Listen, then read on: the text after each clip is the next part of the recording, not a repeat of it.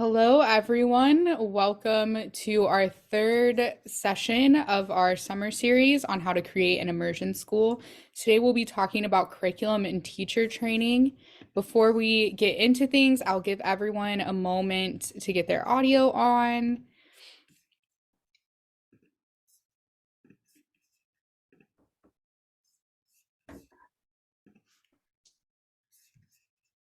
Okay, and as people are joining, we'll go ahead and read our disclaimer.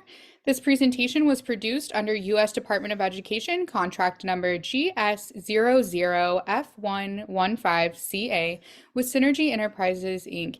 The views expressed herein do not necessarily represent the positions or policies of the U.S. Department of Education.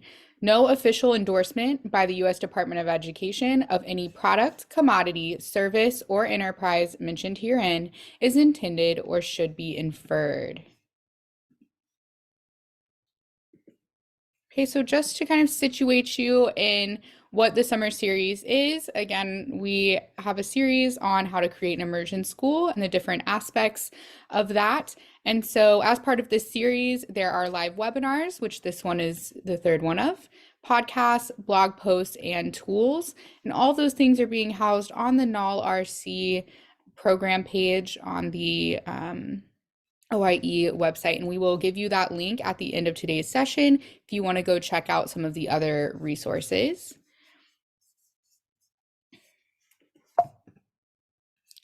This is an overview of those live sessions. Again, this is session 3. We'll be talking about curriculum and teacher training. And then we have 2 more sessions coming up, and we will be adding a session as well on school operations. So there will be a 6th one there. Today, I am excited to introduce Dr. Crystal Redgrave, who will be our expert talking all about her model for curriculum, and we're so excited to have her. Thank you, Crystal, for being here. Hamitakun, Dayawachim Naga, Washte Yahi, Chaje Mitawa Kamezina Magiabi, Hinkna, Forpek tribes, Nakona, Dakota, Oyadeb, Jamacha. What I said is, hello, my friends. It's good to see you. I'm glad that you are here. I am Crystal Redgrave.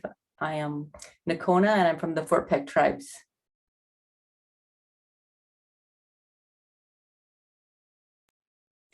Oh, so it's me. Okay, sorry. So I guess we'll start with the presentation. I'm so glad to be here and sharing some information with you. For over 20 years, I have been an educator in Native American communities in multiple states in Arizona, Minnesota, and Montana. And I've served as an elementary teacher, a curriculum director, a principal, a superintendent, and an educational consultant. And recently, I am working toward developing a language and culture-based school, actually language, culture, and land-based school. I have partnered with NIEA through for a grant through the ANA, and together we're working together to establish a Nakona school on the Fort Peck Reservation. And so I'm very grateful for that. Since 2020, I've been working on developing curriculum and language resources, developing language teachers, and also having a repository for resources for the community and for generations to come. I'm also working towards that 501(c) nonprofit status for an education agency. So that's who I am, and that's what I am doing. And today I'd like to share with what I am doing to create that immersion school for the Nakona. In this, in this presentation today, I'd like to talk about how I came to setting a vision for the school, resetting the aim of education, then creating the plan, and then just giving you a summarization over the curriculum instruction and assessment development as it stands right now.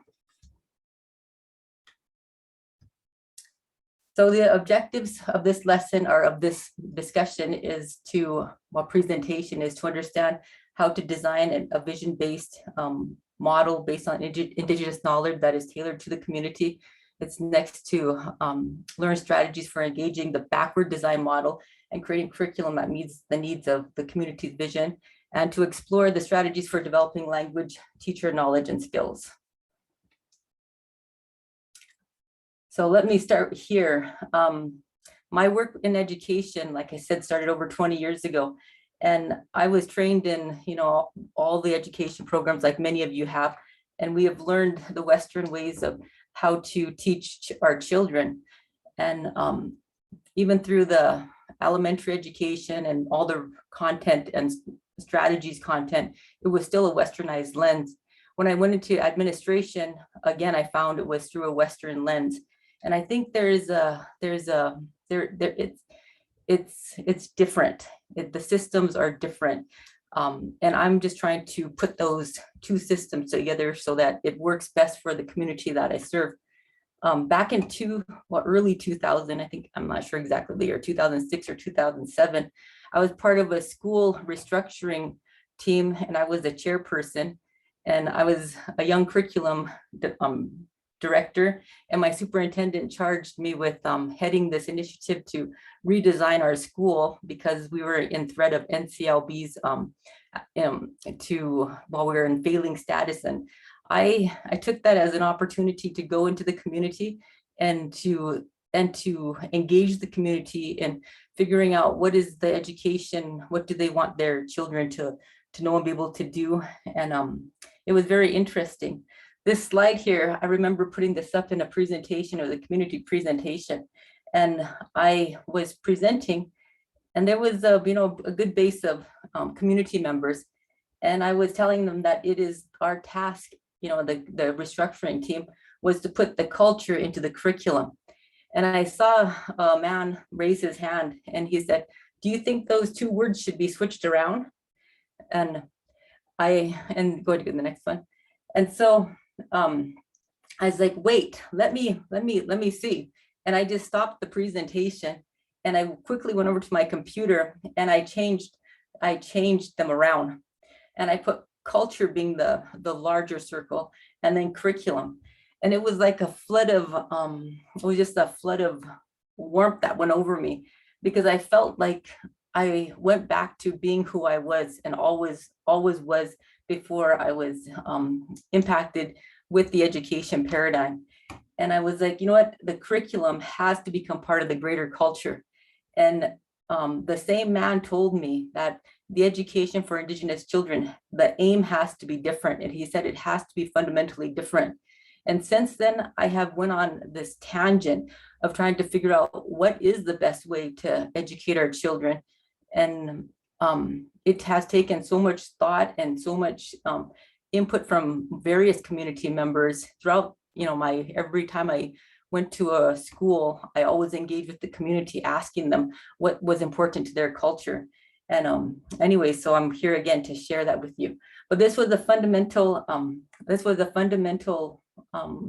aha moment. And it reaffirmed that my identity as Indigenous, that comes first, and all other teachings within our society, those should be part of our culture, not vice versa. Okay. So part of my exploration in trying to figure that out was I drew a circle, and I usually sit on my computer, just like really thinking all the time. But I drew a circle, and I was like, what if that red circle represents Indigenous thought? What if it represents an Indigenous school? What if it represents an Indigenous community? What if it represents an Indigenous student? I went from the student to the broader sense to the tribe, back and forth. And I was like, what is that? What does it mean to be Indigenous? And I symbolized that with that red circle. In reflection, I was like, well, what is Western culture? And, we read that Western culture is linear and hierarchical. And I was like, which image, which shape would represent the Western ways of life? And I came up with this triangle, and I'm quite sure it's been utilized in various, researchers and philosophers, but I put the triangle as Western society. And I was like, everything that Western society, to me, has a hierarchy, and it's compounding, it's layering over and over and over, but it's not really reiterative, just like a circle. So I was like, well, if that's Western culture and the circle is Indigenous culture, how would I put these together? And I remember reading, I think it was Luther Standing Bear. He wrote about everything that's alive moves in a circle. And, I got to actually experience that one fall day. I was sitting by my table drinking coffee in Ojibwe country, and I had this window and there was a tree out there, and I saw one leaf fall, and it moved in a circle falling. And it was just so amazing to me. I was like, everything alive does move in a circle. And then I started watching the swirls on the road in the wintertime of the snow. And I was like, everything alive does move in a circle. And so I was like, well, if everything moves in the circle contains everything within it. And within the circle, Indigenous knowledge, it holds Western knowledge systems. And so I was like, well, if I put the Western triangle into the circle, then I was like wondering, as Indigenous people in a school system, we are exposed to the Western curriculum. And I was like, well, what makes us whole? What makes us who we are? And so I was like wondering, what are these pieces that extend beyond the circle, these three pieces? And I was like, we are missing those three pieces within Western society in our education system. And I was like, I struggled to figure out, what are they? And, a couple of them were right away. Of course, language was the first one. Language I filled in readily. And I was like, we need to go back to our language. We need to be able to, our children need to speak our language. We need to speak our language because our language holds everything. It holds our whole identity, our whole purpose for existence. It holds our belief systems. It shapes our values, and it ultimately shapes everything that we do in life. So I put language in that one quadrant up there, or one area up there with language. And then I was like, well, the second one came easy too. It was the environment. It was the land. It was how we are connected to the land. And so many tribes like my own, we have been displaced and we have been on reservations. And that land, we've always been a plains tribe, but we've also went to the peripheries of the woods, the forest, and then up against the mountains. We were all the way up to the Hudson Bay area. And so our land base was vast, but now we're confined to 1 million acres on the Fort Peck Reservation. And it's a beautiful area. But I was like, we have to go back, even if it's a small area, even if it's not representative of where we originally come from. I think we need to establish that relationship with the land, with our environment. So I put our environment there. And to me, that language and environment, the language is similar to like the reading content in Western society. Ultimately, one day we would hope not even to have to teach our language, but it to be spoken as a first language in the homes of our people. And then with the environment, I put that in relationship to the science curriculum. And everything that we know in science as Indigenous people, we studied it. We were experts within understanding the earth, the stars, the waters, everything. And somehow we have moved away from that. And I think it has to be attributed to the new Western science, because I can look at the periodic table and all of a sudden I'm an expert on the periodic table if I study it. And I was like, we become Western scientists, but really we need to go back to, again, our land so that we understand that relationship. And my hope is that one day we would be able to feed ourselves and take care of ourselves and to heal ourselves, because our food and our medicines, they all come from the land. And so those are what are the pieces missing in the curriculum. The last area I put was relatives. And, I got to thinking, we always are, the family system has really tragically broken down. And, but what holds us together is how we're related to each other. And, we have to, as a people, we really need to go back to our families, reestablish us as a people, and know how we're related. those relationships, those bonds that we have, they tell us what our responsibilities are for each other. And we lose sight of those responsibilities. Our relationships, they just become, oh, that's a distant relative, that's my second cousin. But really, in Indigenous families, they're so interconnected, and they are dependent upon each other, but they are also so giving towards each other. There's that relationship. And I know this firsthand because I was raised with my cousin, and he was by blood my cousin, but in reality he was my brother. And we had such a good childhood, and we had so many grandmas and aunties and uncles and grandpas across the reservation. And that was the old way of life. And nowadays people, they don't have those relationships. And so, going back to our relatives, and then having that really part of our curriculum. And those relatives are also we call them the Wamagashka. That's everything that moves on earth. That's all the animals. It could even be the spirits, the spirit world, because we have so many stories about how we're related and where we come from. So all those pieces there, to me, those are the missing pieces that we need to think about when we create an Indigenous school, because they have to be part of our curriculum. Western education, everything within the Western education, our knowledge encompasses it. That's how I believe. So with this, with that background that I just, I wanted to go through that background of how I really started laying the groundwork for my work. Setting the vision is, the first fundamental question you should ask yourself. And you have to ask yourself, what do we believe as a people? Maybe not what do I believe, but your community, what do we believe? That community and their ultimate belief system, that's going to be the basis for all the work that's going to come thereafter. Then we have to ask ourselves too, how do we know, or how do we know where we come from? Those, when we ask that question, where do we come from? Then that shows our relationship with our past generations and those yet to come. It connects us, through, it's timeless. Where do we come? How do we, I'm reading backwards. I'm actually talking about a different slide. Sorry. Number 2 is, how do we come to know? When you go to your community, our thought process may be completely different from Western experts, and our thought process, to me, is just as valuable as any expert, any PhD person.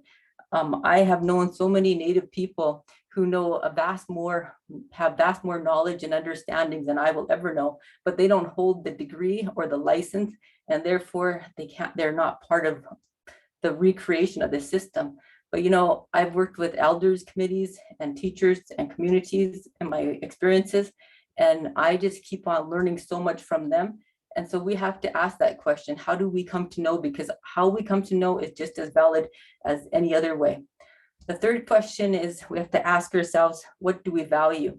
The value system in Western society may be different from the value system that Indigenous people hold.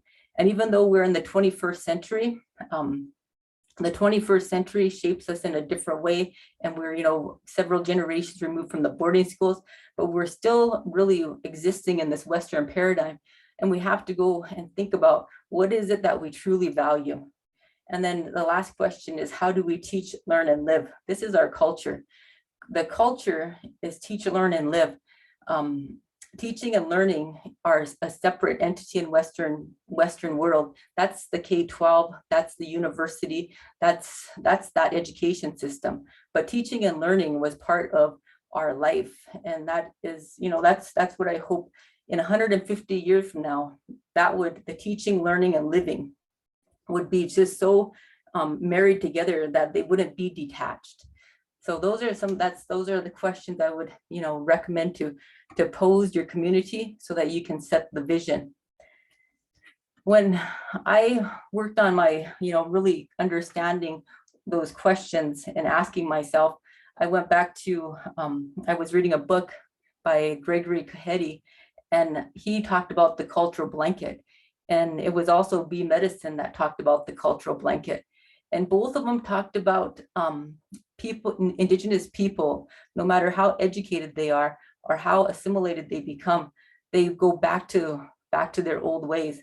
And that was a struggle during the boarding school, because they kept on seeing that the children would return back to the reservations after being educated, and they would return back to their Indigenous ways. And the government officials were very frustrated by that. But it was true, just like I said, the cultural blanket is what wraps us. It wraps us and it keeps us together. So I was like, what are those pieces that, you know, in that cultural blanket that keep us going back to our identity as Indigenous people? I believe it has to do with the food that we eat. That food, you know, comes from the area that we live in, and the food, and like I said, we have had a great change in land base over the years. But you know, one thing I do every year is go pick chokecherries, and I've been doing that for so many years of my life. I remember being very little, going and picking chokecherries and spitting out the seeds in the air. My teeth were all brown, but you know, those were very fond memories. And I still go back to the reservation to go find chokecherries so I can harvest them, and then I can make juice out of them. But that identity, that chokecherry, that was important for me, and that brings me back to the people and the land. The next is how we dress and how we take care of ourselves. You know, I think about when I graduated years ago, nobody would ever think of wearing a ribbon dress or their regalia for graduation. I did wear a plume, and nobody really said anything, but that was all that I had to represent myself when I graduated, was the plume, which was good. But you know, I was conformed into Western ways of even my dress. Today I still do that, but you know, we had a way of dressing and presenting ourselves. The next is stories. Our stories bind us together, and our stories, there are so many stories that we as educators, if we just listen to, especially people who within our community who know these stories, or if we can find texts or resources so we can become educated in these stories, there's so much that teach ourselves and our children, that shape us as Indigenous people. And those stories keep, you know, if we know our stories, we'll go back to those places where those stories were told. Then there's songs, dance, and arts. And again, those are expressions of how every tribe, every people, they have such unique ways of their songs through their language. We have, you know, the dance, the Wachipi, but we kind of, it's kind of in pan dances now, but you know, there's so many tribes that had their Indigenous original dances. And then we have the tools that we use. Our tools come from our land, come from the animals, and even our words. When I was thinking about the word Kishkana, and that was actually from the horns used for the horns of the ram. And I was like, you know, our tools that we use were related to the animals in our environment and how we lived. And so I put tools in there. The next is games, and games has had a reemergence, but I remember working in a school district, and we were going to have snow snakes for winter. And because some of the Indigenous community members who were Christianized, they didn't want their children playing with, they said, snow snakes, and it had a Christian influence. But as it turns out, the snow snakes were just a target game that they used out of sticks, and they would compete, you know, multiple tribes and people would compete, both male and female, and it become a really community driven binding event every year. And you know, tribes, they had those, and today we have basketball, but you know that we've had original games, and to perpetuate that. Next is the rituals. I'm a group rituals and dreams. But rituals, those are our traditions. Those are how our practices with the ceremonies, and it goes back to our belief system, and also teaching the next generations that system of how we believe and what we do. And then dreams, you know, our dreams, to me, don't just happen. My dreams over the years have become more and more just really helpful in informing my understanding of myself in relationship to greater than, you know, the greatness, I guess. And we have to pay attention to those. So those are the pieces that I call the cultural blanket that makes us as a people unique. And we as a people share those within a community. This graph here, I was thinking the other, you know, a while ago, this is actually, I did this in 2012, I believe, but I was thinking about what is the difference, what are the differences between Indigenous knowledge and Western knowledge? And, you know, I was working before, you know, in Arizona, and everything had to be so explicit with their goals and how we measure and how we decide if we have met that measure. And then I started thinking about what I learned in high school with, like I said, the periodic table or the formulas for geometry or any of the subjects. And I was like, you know, Indigenous knowledge is divergently different than Western knowledge. And I was thinking, you know, Indigenous knowledge is very people oriented because we're all connected, we're all related. Everything moves in a circle, and our ways are oral, and everything is in a process oriented. For me, my goal is not to establish a school, but my goal, the process is what's so amazing to me, is how I'm moving in that direction, you know, and eventually it will be revealed, you know, the goal will be accomplished in the Western sense. But really, to me, what I value is that process. On the Western perspective, I felt, you know, in going through the schooling that I have gone through, it was very self-oriented. I felt like one class was fragmented from another class. It wasn't really connected. But when you're in a school, all of a sudden you're working in a school as a superintendent, you have to connect all those courses together in whatever context. And so it becomes very fluid. You're not going to have anything compartmentalized. And so in Western knowledge, it is compartmented and it is fractured and fragmented. Like I said, it's linear. And also, I really had to think about it, but Western society or Western knowledge system is static. And I remember really trying to figure out the concept of zero. And I was in 5th grade, and I remember my teacher drawing a number line, and we were learning negative values, and zero had a place on the number line. And I just didn't understand that. I couldn't understand how zero could exist. And it finally dawned on me that if zero can exist, if everything remains still, and if everything remains still, then it's not alive. But what happens in Western society is it's a snapshot of zero movement. And with that zero movement, you can have a point of nothingness. And again, that goes contrary to our belief system that we are always forever moving, and we're, you know, full of motion, and what moves is alive. And so Western knowledge, to me, again, is very static. And we as Indigenous people, when I was confused in 5th grade as a 10 or 11-year-old, you know, I don't think very many students generally think of that. But I know I was raised in that Indigenous way of thinking, and that was something that just stuck with me for so many years, because that helped, that when I didn't know that zero was a place and I couldn't understand it, I felt like I didn't know as much as my peers, and I just struggled to figure out how they understood zero existed. But anyways, and then in Western knowledge, everything is written. Everything has to be proven, and everything is, again, documented. It's very result oriented.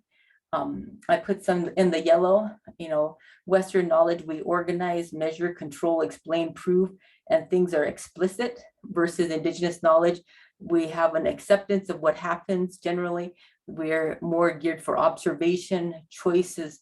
I've always felt like choice was a big part of my culture.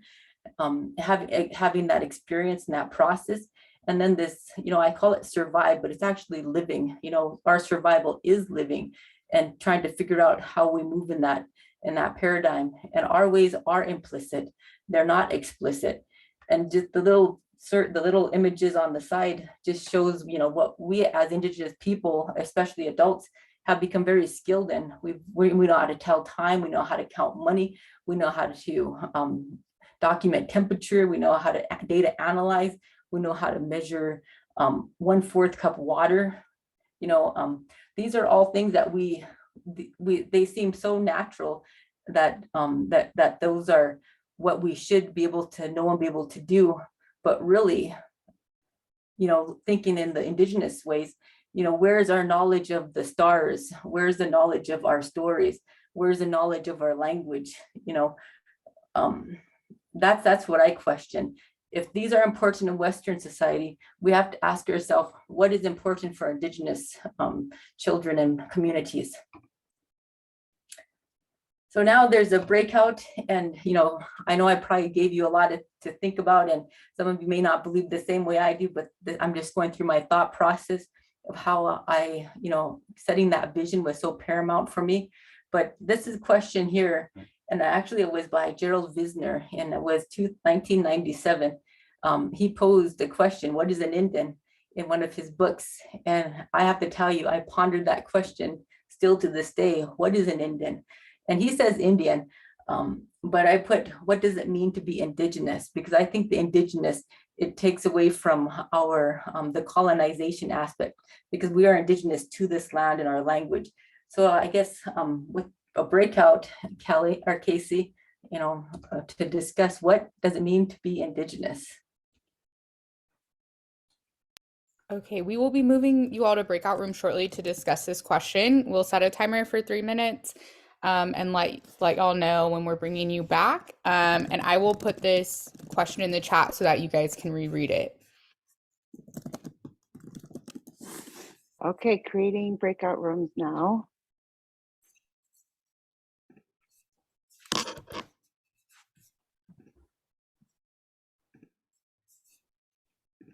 Okay, so you all should see an invitation to join breakout rooms. If everyone could go to a breakout room and discuss, we'd really appreciate it.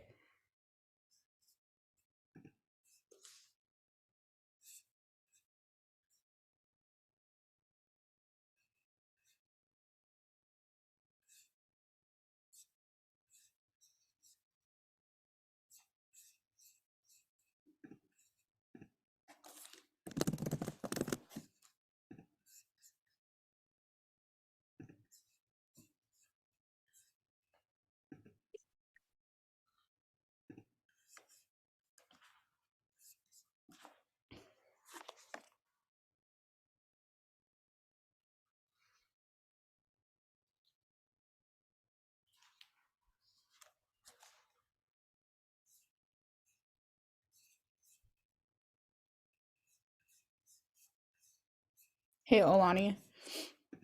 Yes, On the next one, we can do 3 rooms. okay, I think too big. I think I was a little, yeah, it's my fault. I said 2. Yeah, But okay. Let's see. I think it's fine for this one, but just the next one. All right. Greg, did you need help getting into a breakout room? Or maybe you're on your phone and you can't get in? And Tawanda too, did you need help getting in to a breakout room?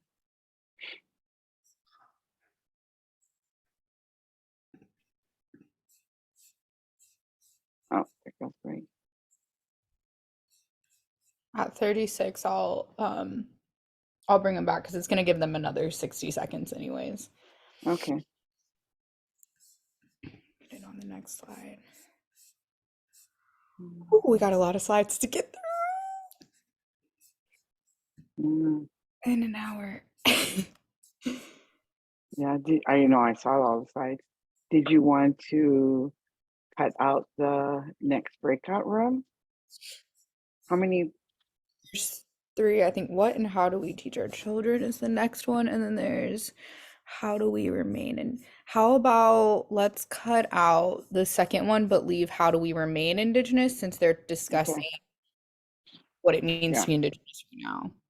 Okay, so okay, I just deleted the slide. all right. I'll take your cues. And so next time you want 3 rooms. Yeah, when we do the second one, so it'll be just 2 breakouts total. Okay, We don't need to put her in a breakout room. I'm about to bring them back. okay. Hi, Ramona. They're in breakout rooms right now, but they're coming back in just a few seconds. So.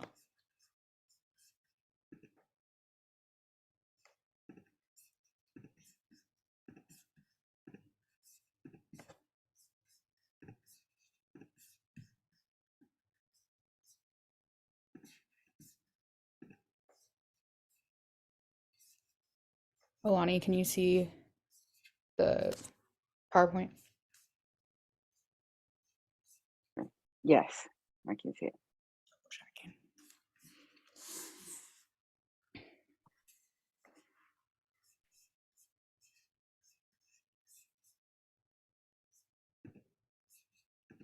Oops, I left my group and I didn't mean to. They were still talking.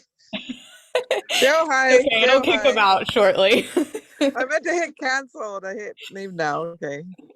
Not say hi. No problem. Oh.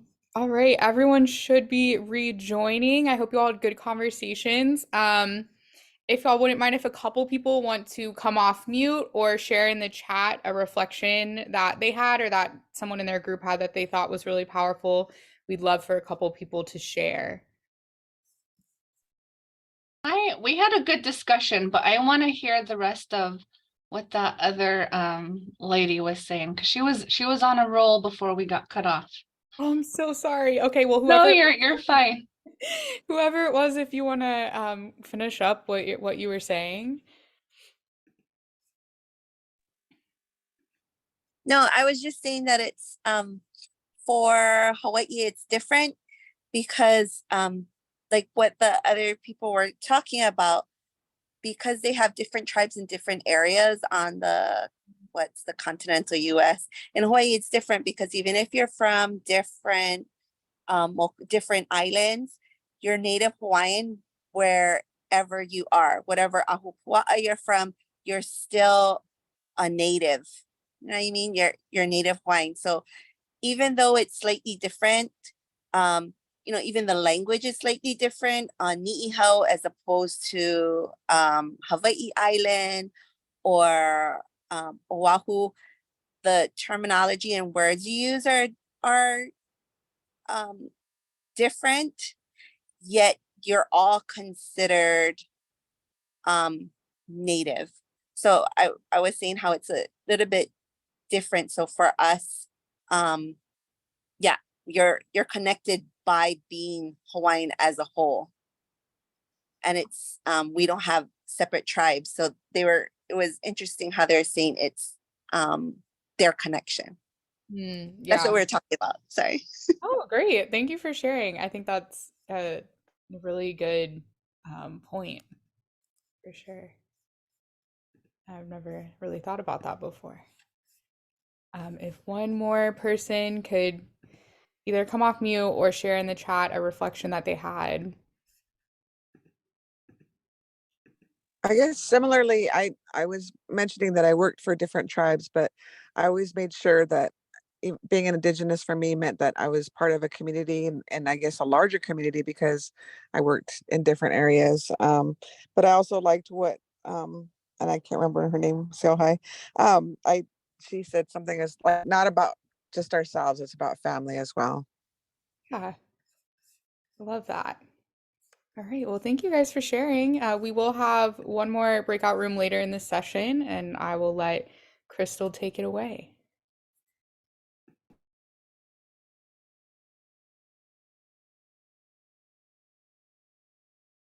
I think you're on mute, Crystal.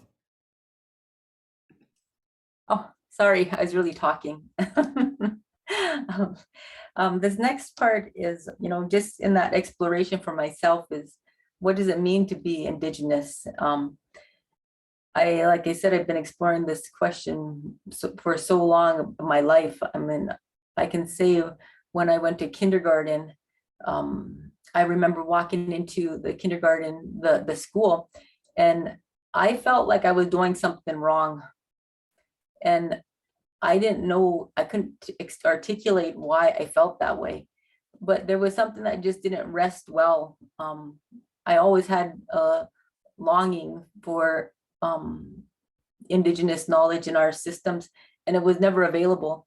So with that, beginning that journey in my, I remember kindergarten, the first day of the kindergarten, walking into school feeling that way. My hope is that another generation of children won't ever feel that way walking into their doors of a school system. So in 2012, thinking in that line, thought, I sat down on my computer, and it was a keynote at the time, but I put a circle in the middle of the keynote, and then I divided it into 4 sections, and I colored it these colors. These colors are not specific to one tribe. These colors were actually, I dreamt of these colors when I was 17, and again when I was 19, and in 34 it was validated again, and I've been using these colors like that ever since. But those colors, to me, they have a specific meaning, and I oriented them in this way. I would like to go and to explain all the facets, these layers that bleed out of the center of the circle. When I drew the circle and I put it into 4 quadrants, and I deliberately offset it into a diagonal sections instead of having the perpendicular sections, I was thinking of the K-12 system, and the blue at the very top, we come into the K-12 and into kindergarten. So we come in from the top into kindergarten, and we go around all the way around, and we exit the first layer, first circle in 12th grade. And then if we choose to go further, we go around multiple times. But I was like, in terms of education, it was much more than just that system. Then I started thinking more broadly, is where do we come from as human beings? And how I understand it for myself is we come from the top of the circle, just like in the middle of that blue. We come from the top, and then we rotate all the way around, and we come into the world, and we have 4 states of being, and those 4 states of being, they overlap and they are simultaneous, but I put them into, as best I could, into these areas. The first being the emotional state, and I think of when I was pregnant, and having the best environment and the best food and the quietness, talking to my baby, singing to my baby. And I wanted to make sure my baby, even before she was born, she was ready emotionally. And I did that. And I was like, that emotional state is the first state that we develop, either as a mother or as a child coming in. So I put the emotional state there. And then we move into a more of a physical state, in physical state, we're born, we start to move, walk, and talk. And then we start to engage with our environment, which requires thinking and repeating and revising. So it's a cognitive state that we move into. And then finally, the spiritual side. The spiritual side, to me, is not a religion. This is how we engage, we understand, we become to be at peace with ourselves and with others. That's when we engage with others and talk to them and listen to them. To me, spirituality is that full engagement with each other. And so this little paradigm here with the emotional, physical, and cognitive, to me, I also relate that to kindergarten going through 12th grade. The kindergarten, the kids, they come into our classrooms, and we have to, as educators, have to meet that need of that emotional connection and support for the children. In one of my, well, actually 2 of my schools, my students were writing with, I was a kindergarten teacher, but they wrote there with their pens or pencils, and they would write the letter, like one part of the letter, and then they switch it over and write the other part of the letter. And I was like, are my children ambidextrous? And I was watching them, because it wasn't just 1 or 2 kids, but it was several of them. And like I said, it would happen in 2 different schools. And I finally got to a school psychiatrist and I said, how come the kids write with both of their hands? And the psychiatrist, or the school psychiatrist, he said, it's because of their hemispheres in their brain hasn't been fused. And he said that has to do with the lack of human contact, and even back to all these developments of emotional, physical development. And I've become so saddened to hear that, because I was like, some of my children are coming to school, my students, I call them children, my children, but they come to school and they may not have that emotional support. And I was like, in a school, especially the very young, our teachers have to emotionally connect to our children. And then I also think going into the physical state, in about 2nd grade, the kids are so moving about, and we have to make sure our methods on how we set up our classroom, our schools, have that physical engagement. And then we have to, with the cognitive is not just about memorizing. And so many curriculums have become evolved into memorizing, but we have to have that cognitive development, which includes analyzing, it includes creating, it includes evaluating.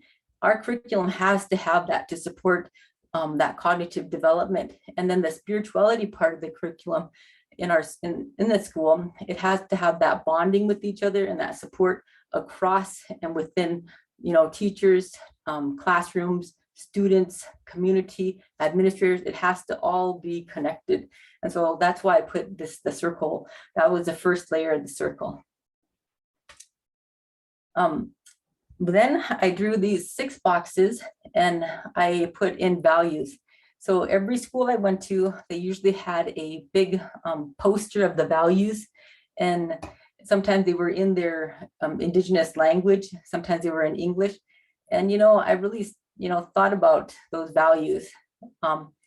And I ended up telling one of my school board members, I was like, those values don't mean anything if we don't do them. And so I was like, how do we explain how do we engage and do our values?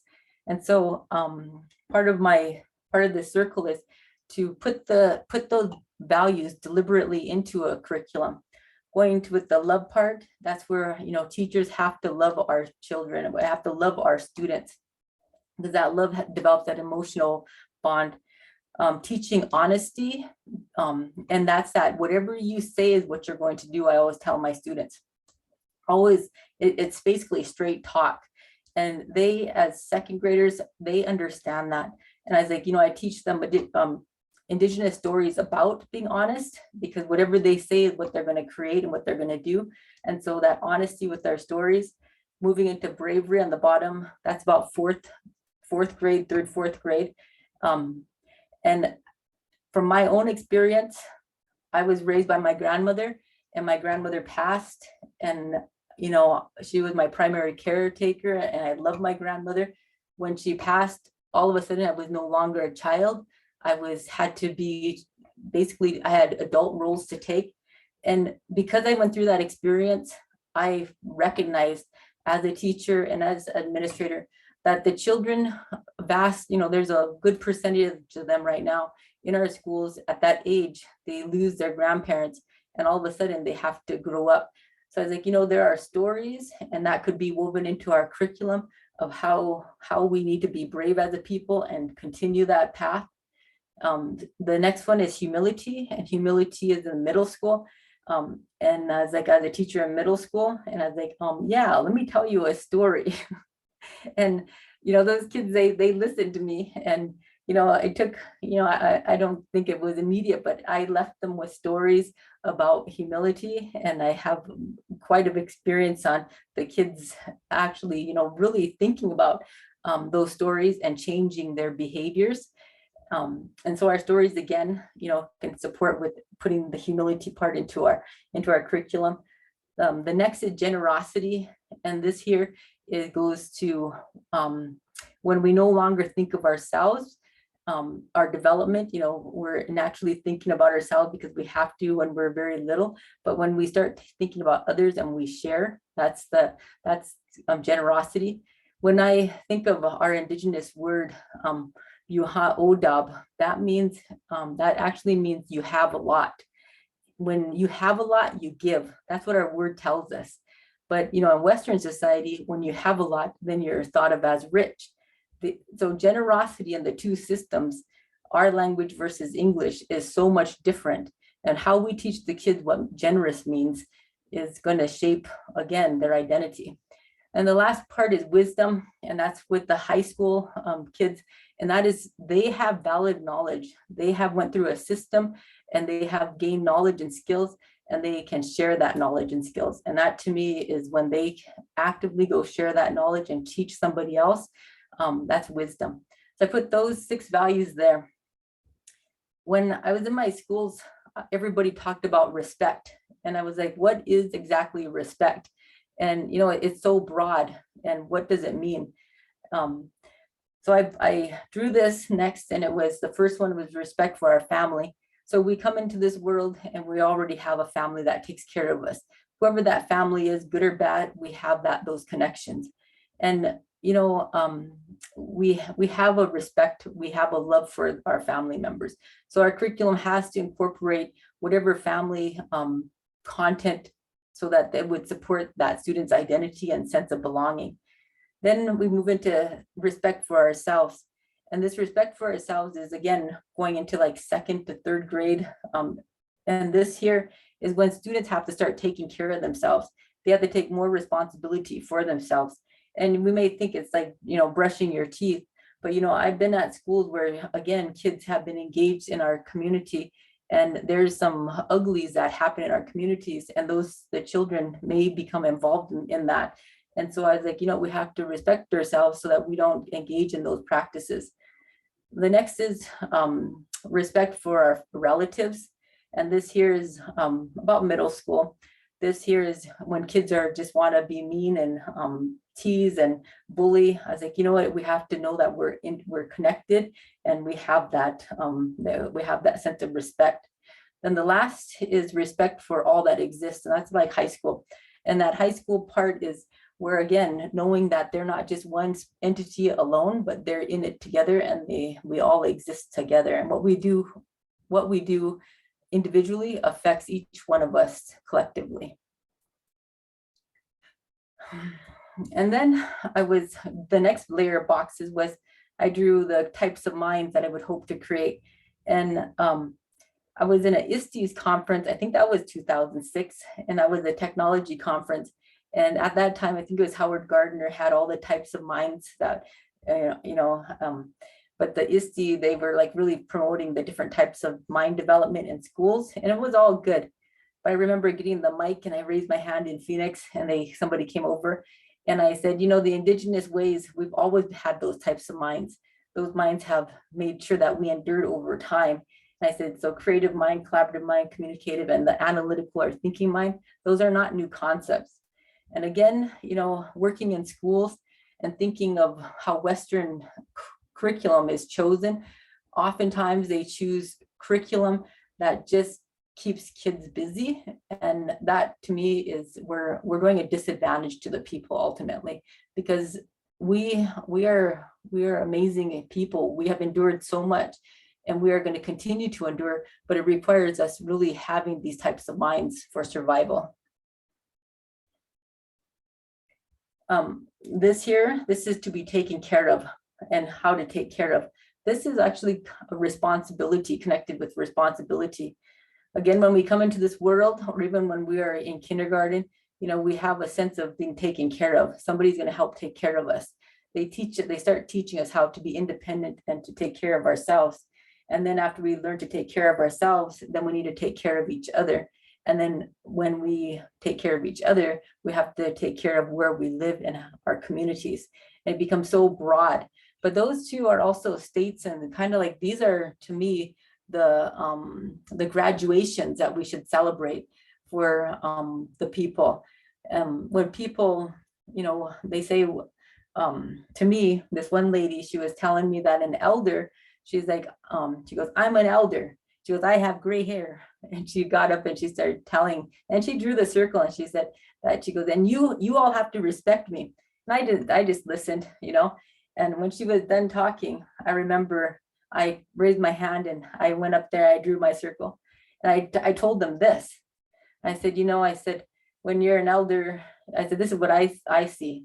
And I said, elders, I said, my cousin passed when he was 25. And I said, he had no gray hairs. I said, but he took care of our whole community. I said, and I go, he was 25. I said, but if you can do that, to me, that's an elder. And anyways, I just left it at that. I didn't argue or anything, but that's how I view, these are life graduations.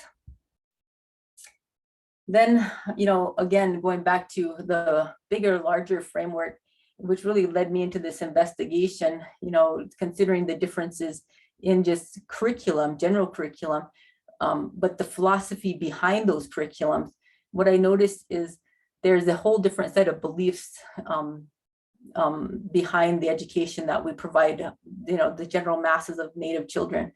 And there's a difference in values. What we value as Indigenous people may not, and it isn't in many cases, or else we'd be flourishing. We don't value the same in Western society. Our value system is different. People will put stock into what they value, and if they don't, they'll just neglect it. And as I think in this Western system, somehow there's a gap between what we value and what they value, and it hasn't been successful.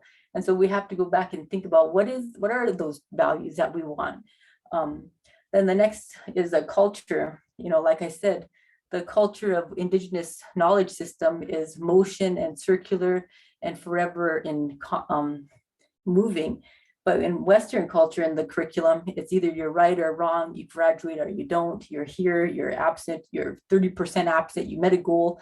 It's very stagnant. And then the knowledge system is different, how we come to know. And like I said, how did I know or didn't know that zero existed? And why did it take so long to finally figure out, oh, if I froze time, then zero can exist? That's the only way I could understand that system. There was another knowledge I remember in first grade. I was reading a book, and the first page, it had these characters on it. I remember the teacher asking me about these characters, and I didn't know anything about these characters. I didn't know where they came from. And it took me a while to understand that the beginning of the story began on the first page of that. In my head, those kids on that book existed before. And I was like, how do people know what these kids were, where they live and what they're doing? I didn't know, but it was a whole knowledge gap. And I had to navigate that in that Western sense, and I had to understand it. But once I understood it, then I could do the schooling. But really thinking Indigenous, why wasn't my ways? How come my thinking was not accepted? How come it was wrong? And those are things that our curriculum, what we teach our kids, we have to be careful about. So I asked the question, what does it mean to be Indigenous? And we thought, let's pose the question right now. But we have to think as educators, what is it going to be in 150 years from now? We'll be long gone, but our descendants will be here. They will still exist. The earth will always exist, we're told. And what will being Indigenous mean? And that's something that I've been also thinking about for a long time. And that goes back to land-based instruction, language-based instruction, knowing our relatives instruction. So thinking of that is, what does it mean to be Indigenous in 150 years? Because our plan should not just be for today or the next 3 years, but really for the next generations to come. When we think it in those terms, we're resetting an aim of education. When General Pratt said, kill the Indian, save the man, he was saying, and he believed that Indigenous people would someday be equivalent in knowledge and in status as a Caucasian. But he believed that, and when he said, kill the Indian, save the man, there was a deficit. It already was, you're less than us, but someday you might be like us. But we have to change that scope. we have to change that aim. The target has to be different because what we have is valuable. We set the aim of education and for the future, we have to think about what are the roles that our community members are going to have in that society at that time. Our roles in society today, I remember walking through a tribal building, and there's lots of signs and pictures about Indians and everybody, there's a lot of Indigenous people there, brown skins, but they were all working on their computers. And I walked from door to door and I saw them all working on computers. When I walked out, and I was like, oh, that's the culture. And I was like, our culture has changed so drastically but I was like, if it has changed over this course in like the last, since 1950, with the technologies, it's going to continue to change in that vast momentum as well. But we have to think about what are we planning for the future, and what are our people, what are our community members, what are they going to do? We have to think about how are we going to take care of ourselves and each other. And I mentioned before, our food and our medicines, we have to think about that. There was huge initiatives to get doctors in the 1990s, medical doctors and nurses into our health facilities, but there's such shortages in the health facilities on reservations that goal wasn't accomplished. So again, if that didn't work then, why would we think it's going to work in the future? So therefore, we have to go back to our Indigenous knowledge so that we can figure out how do we take care of ourselves and each other. Then finally, it's how do we remain Indigenous while we're going through this process? Because with this process, I'm speaking English, and I'm still being as Indigenous as I possibly can. But right now in this context, I have to ask myself, how do I remain Indigenous using the system that currently exists and moving the aim towards a more Indigenous space?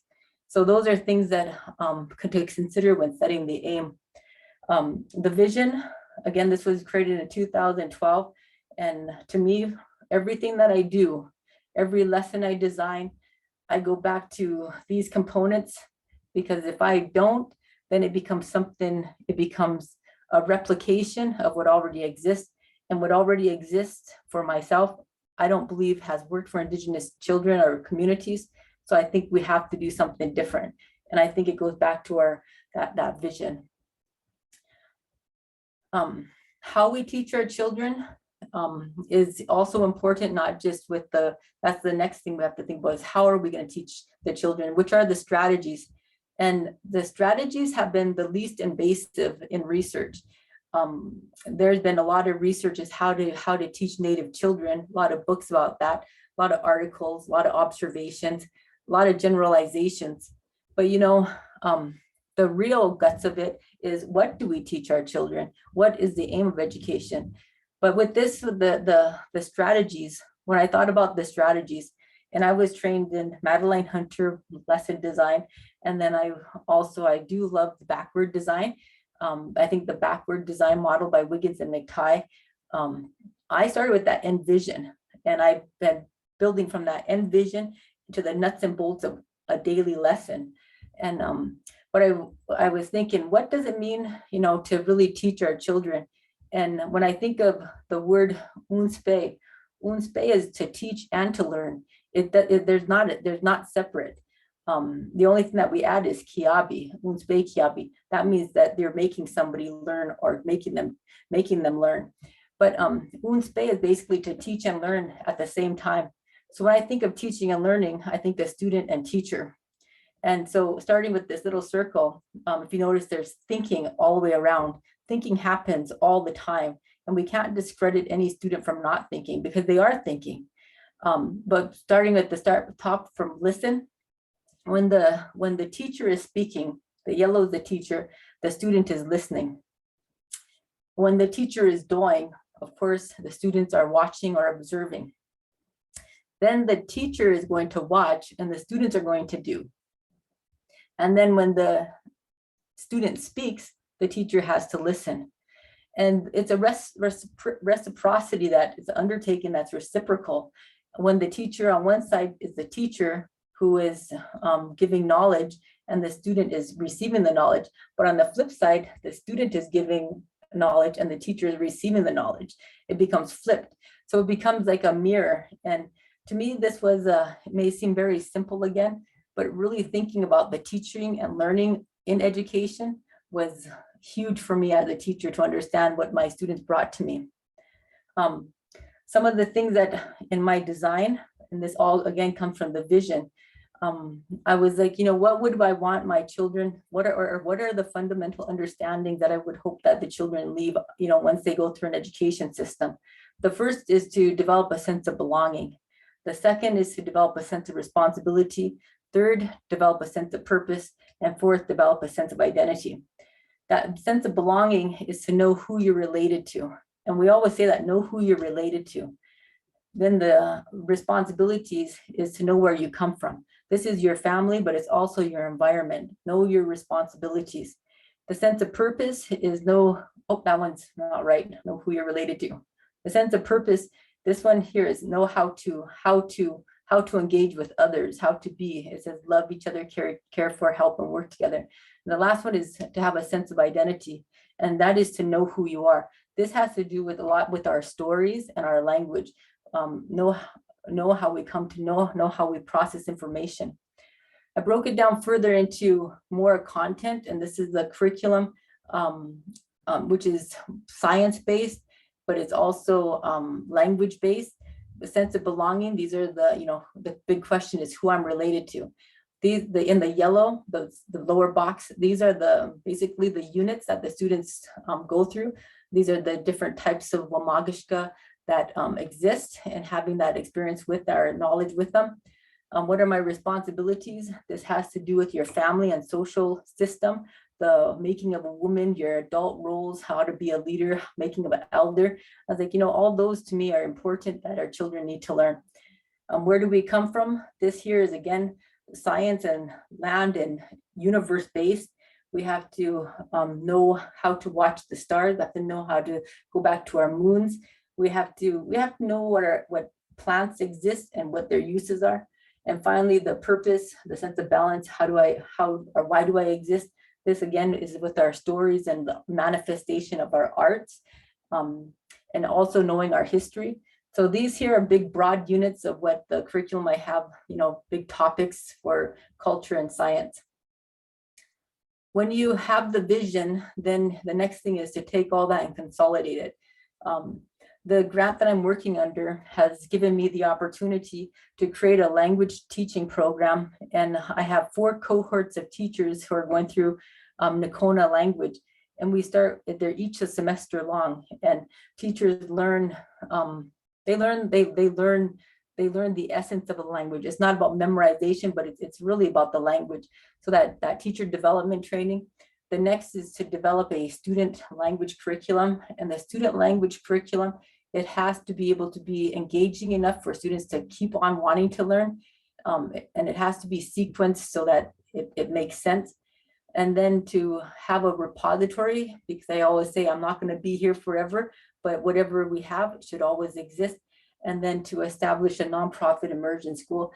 And that to me was my plan of what I'm trying to do.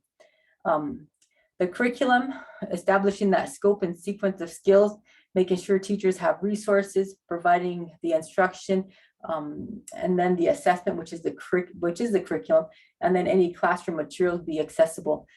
That's what all the components of a curriculum. And so here's another breakout.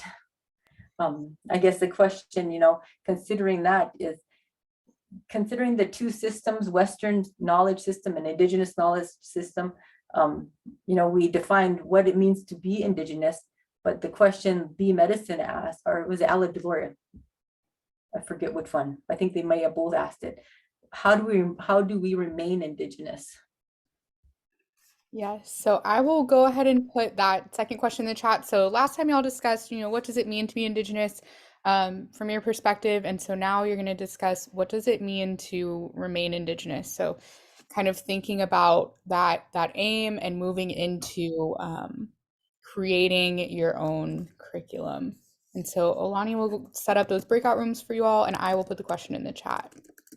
Okay, opening the rooms right now.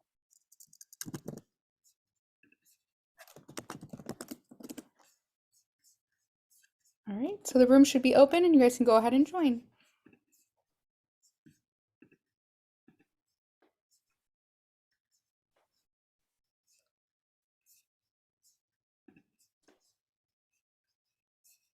Casey, should I join a room? I said room 2. I don't know.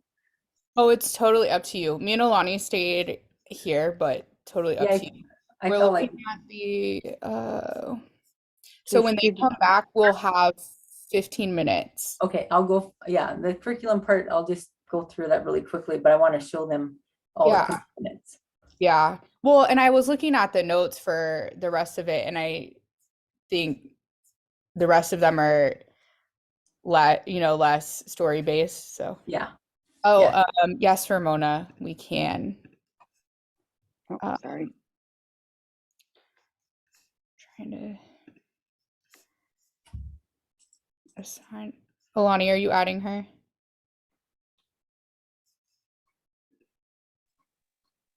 I'll just. I'm scrolling through. Sorry, I'm just Oh, trying there to it is. find her. Okay, Ramona, it should have invited you to room 2.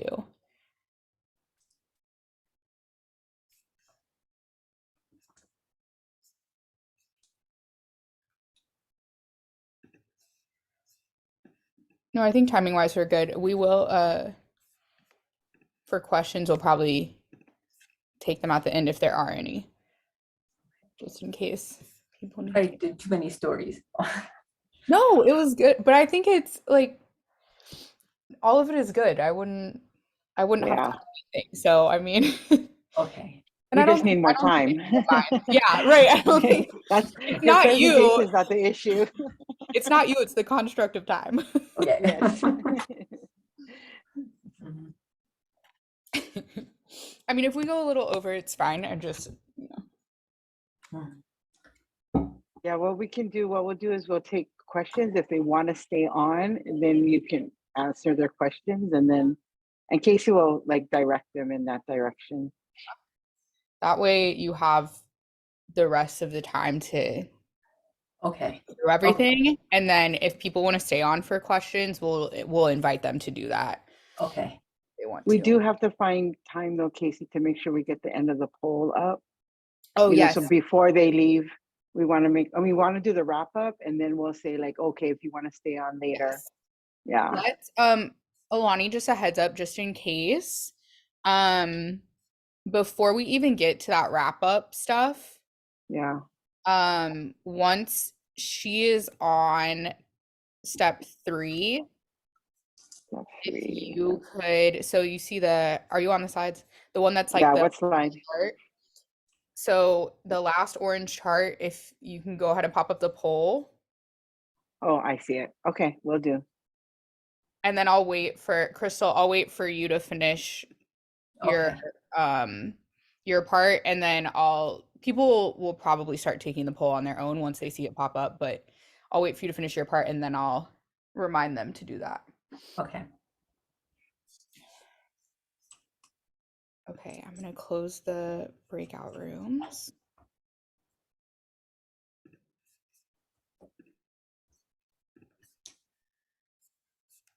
Get back to where it was.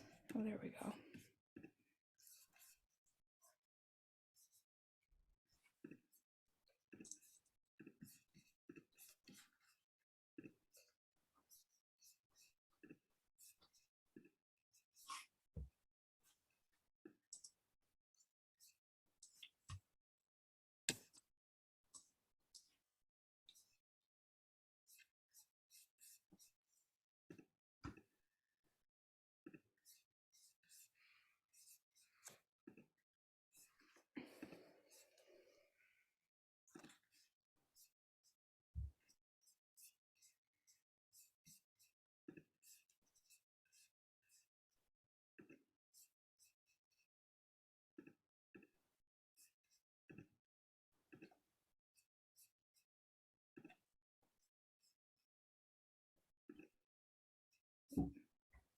All right, welcome back, everyone.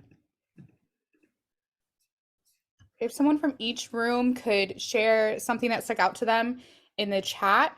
We're going to go ahead and get into some of the nuts and bolts of Crystal's curriculum design, but we do want to hear some reflections. So if you guys could share some of those things in the chat for people to read, that would be awesome. And I'll turn it back over to Crystal. Okay, so yes, the nuts and bolts of it all. So, after that, setting that huge vision and then that working from there, setting a plan, it's really developing the curriculum and having that because this is reality, right? What are we going to teach our children?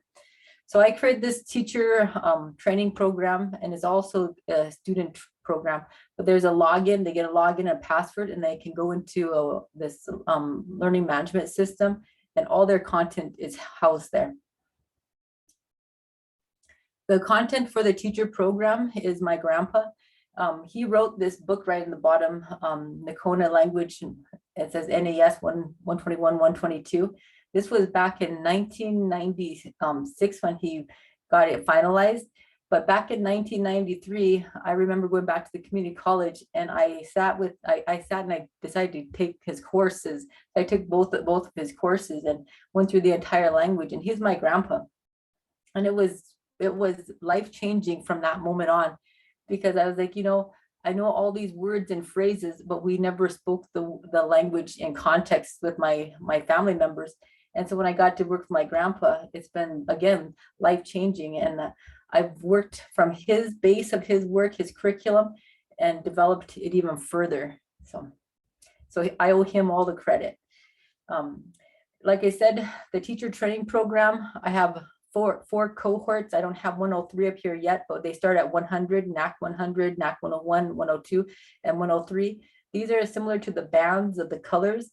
The next, the 103 is a blue band, but it's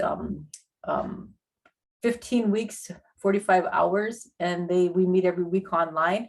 And I do go up to my community, and I have classes there as well.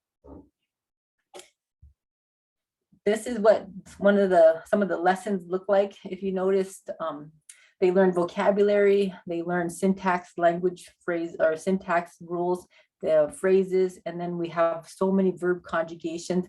And so I broke everything down like that. On the instructional side, they get the Assiniboine word spelled, and then they get the English. Sometimes they can flip it back and forth so that they can test themselves. But there's also embedded a sound. That sound is important, especially if you don't have very many language speakers, because then that sound can be replayed over and over for the learner.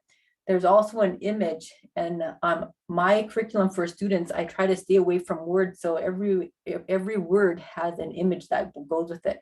And this one, Chagan is a chair. The Mitugash's book, my grandpa's book, it looked quite different. He just in his book, he had just the narrative, but I broke it apart and I took it to make it workbook oriented for our students. So they get a workbook. This is in electronic form. So if they have an iPad, then they can download and write everything in there. I found that my adult learners are very written. They like to write everything down. And basically from my 38-year-olds to 82-year-olds, they have to write the word down. I tried to do it in different facets, but everybody says, I need to write it down. So I wrote that little book workbook. This here is the type of assessment that's in the portal. This is a match. They just go and drag and drop. They match them. So Nen here, Jen there, and so on, but they match them. That's an example. This is an example of an Assiniboine phrase. So they click on the little sound button and they'll hear, inachni, and then they'll have to be able to pick out which one does that mean. That's a phrase. This is in one of the first two lessons. Then I took the verb conjugations, because every verb conjugates multiple ways. And in some cases, hypothetically, I think it's 76 different ways that one verb can be conjugated. And there's probably even more than that. But we just learned the first person, or we just learned the present tense conjugation, and they have to listen. They listen to the conjugations, and then they have to drag and drop. Each of these colors represent like first person singular or first person plural.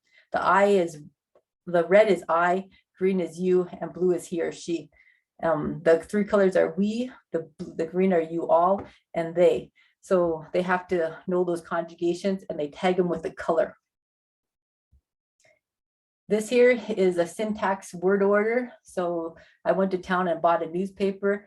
I don't want them clicking on the sound yet. I discourage them to click on the sound. I try to make them drag and drop over, and then they check it with the sound. Here's another, just a drag and drop. This one didn't have any sound, but I put in the hand talk.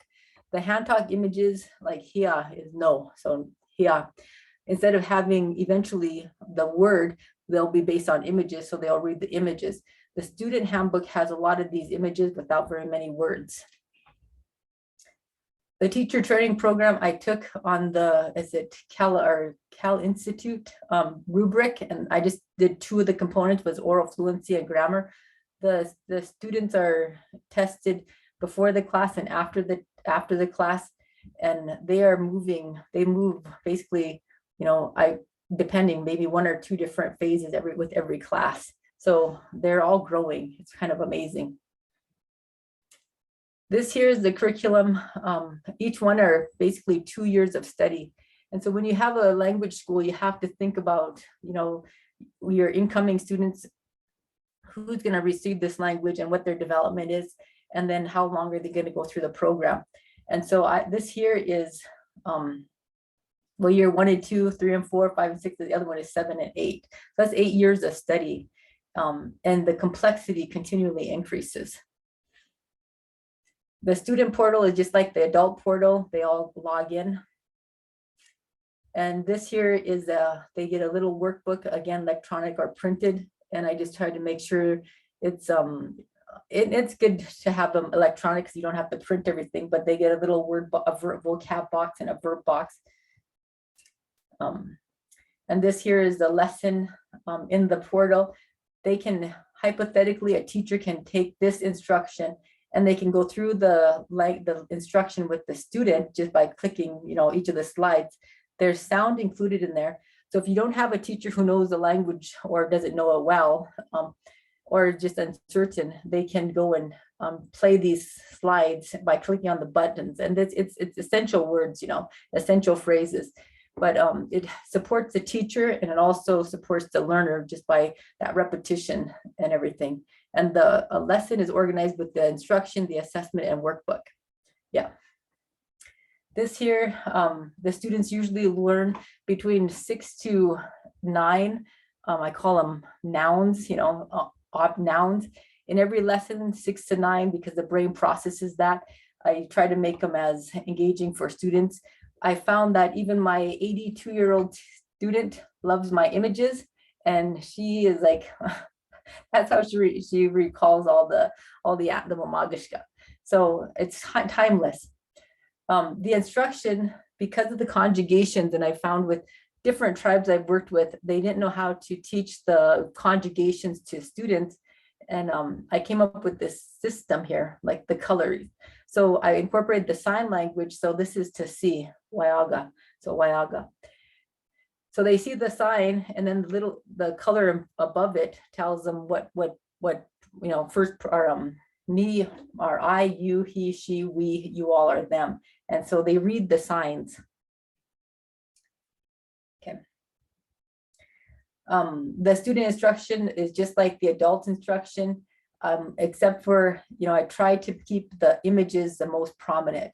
I did teach this one to their middle school students this summer, just to see how they did it, how well, but a lot of them, again, were text-based. And so I incorporated a lot of text, but I also had the sign and also the sound included. A student assessment, they get immediate feedback, you know, so they listen to the word and then they have to figure out which one, which person it is. This one is he or she saw, so they would click it and they would get immediate feedback. The repository, for everyone, we have to have an orthography and with the sounds. Can you go back one, just one? And so this orthography, this is orthography and also just anyways, this is available for anybody so they can hear the sounds because we have distinct sounds in our language. The repository also has stories, and I write the stories in as simplest form as possible to relay the concept in the English story. And so they'll hear both the English and the Nakon.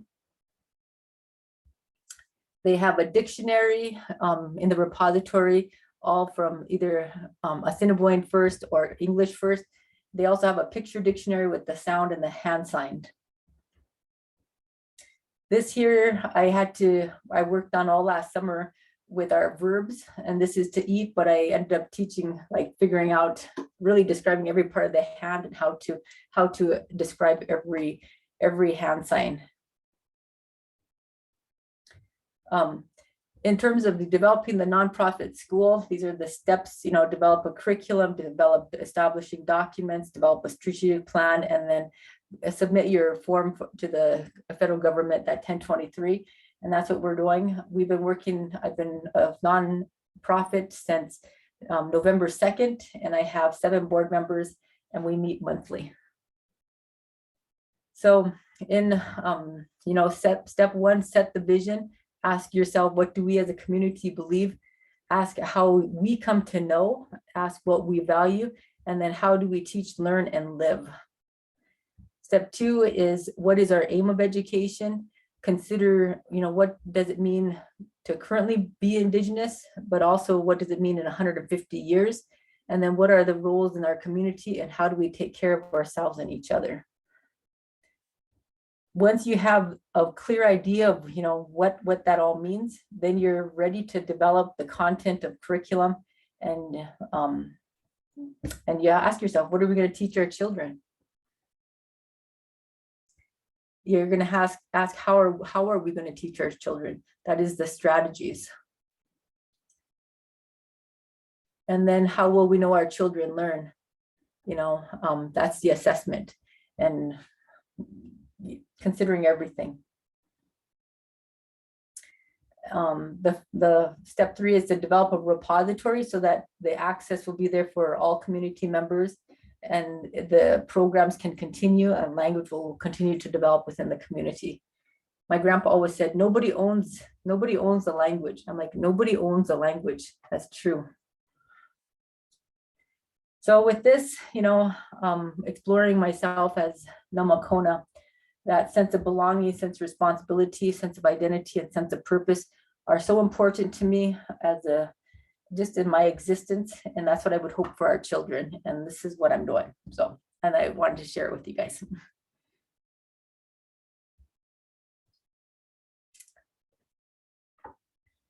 Right. So at this time, we can take some questions. We also would really appreciate it if you would fill out our end of event poll, which you should have seen pop up.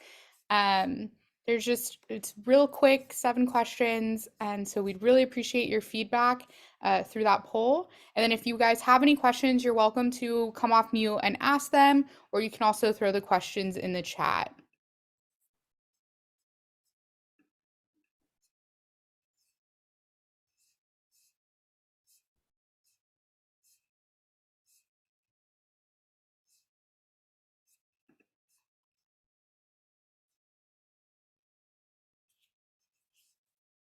Awesome.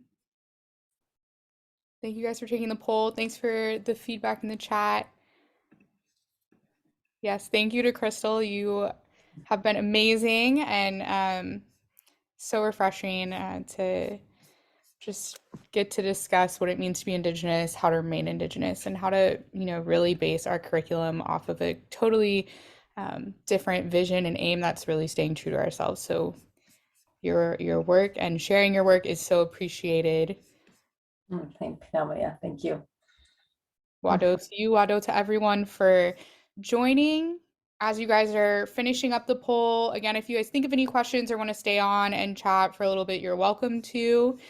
Just so you kind of know what's coming next, we do have another webinar next week. We'll be talking about language proficiency and assessment, and we will be highlighting schools' journey to defining proficiency and assessment in a more Indigenous way. And if you would like to contact us, submit resources for native language instruction, sign up for the listserv, these are ways that you can stay in contact with us.